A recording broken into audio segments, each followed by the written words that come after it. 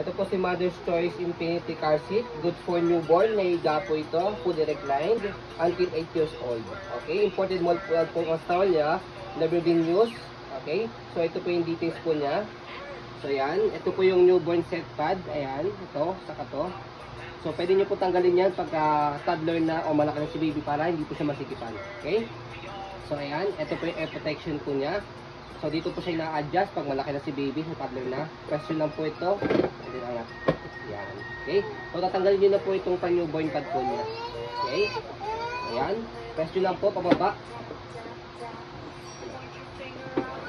Okay.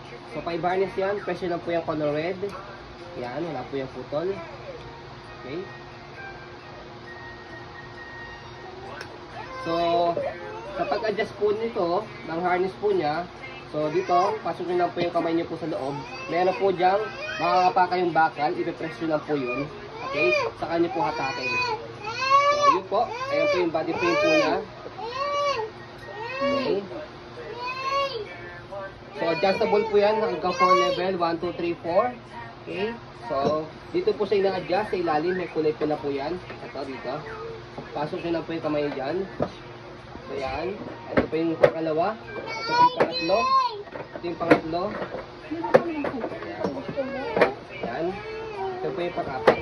Naghahiga siya. Good for newborn. So ito, tiyatak lang siya dito. Okay. So yan. Pang newborn, nahiga. Okay. So body frame and pad sa kabilang side. So sa likod, yan po yung details po niya. Wala pong issue. So para hindi po kayo mahirapan, meron po yung instruction dito kung paano pinalagay sa car. Okay. So manufacturing date hanggang 2020 is 2022. Okay. 10 years expiration po ito. Kaya matagal niyo po ito mga gamit. Okay. So yan. Okay. So yan yung details niya. So ito po yung belt po niya. Okay. Naka-bag pa. Hindi namin naalis. Okay. So yun, wala po issue. Gagamitin nyo na lang po siya. Sanitation na lang po mabuti para po for the safety ng si baby. So yun po, as you can see, very details po kami mag-video. Kasi ang siya policy po namin, no refund, no exchange, what you see is what you get po. So yun po, maraming salamat. Have a nice day and God bless po.